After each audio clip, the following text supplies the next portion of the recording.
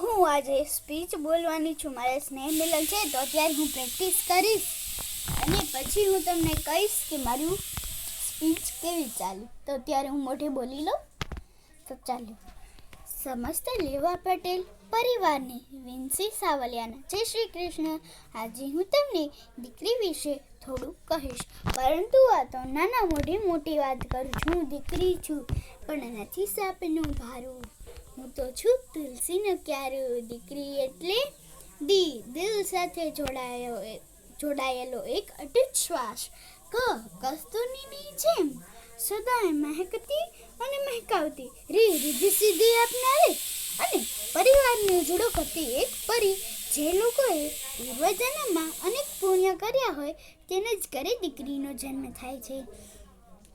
જે ઘરે દીકરી છે એ લોકોએ મંદિરે જવાની જરૂર જ નથી, કારણ કે તેના ઘરે તો સાક્ષાત જગદંબા જ બિરાજમાન છે.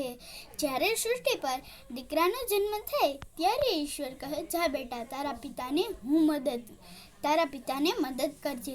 પરંતુ જ્યારે દીકરીનો જન્મ થાય ત્યારે ઈશ્વર કહે, જા બેટા તારા પિતાને હું મદદ કરીશ. બાપ અને દીકરી બંનેને એક વસ્તુ તો સરખી જ હોય છે. બંનેને પોતાની ઢીંગી ખૂબ જ વહાલી હોય છે. એક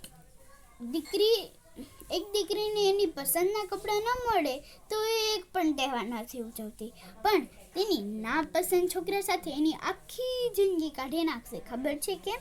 તેના પપ્પાની ઇજ્જત માટે. ખરેખર દીકરી કરુણાનો સાગર છે. દીકરી એટલે ઈશ્વરના આશીર્વાદ નહીં, દીકરી એટલે ઈશ્વરમાં મળેલા આશીર્વાદ. જાણે કેટલી પરીઓએ પ્રાર્થના કરી હશે, ભગવાને દુનિયાને દીકરી આપી હશે. એક લીલા પાનની જરૂર હોય અને આખી વસંત લઈને આવે, એનું જ નામ દીકરી.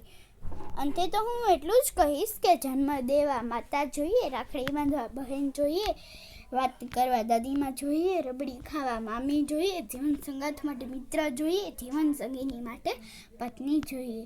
પણ આ બધા માટે પહેલા એક દીકરી જીવતી જોઈએ. મને તો ફરી આ પૃથ્વી પર આવવાનો મોકો મળે તો હું સાવલિયા પરિવારનું નામ રોશન કરવા ઈશ્વરને પ્રાર્થના કરીશ કે મને સાગરભાઈ અને જાહ્નવી બહેનના ઘરે પુત્રી રત્ન રૂપે અવતરું એવી ઈચ્છા છે. Thank you.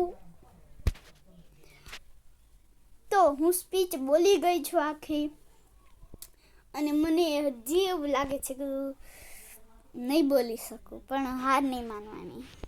Thank you.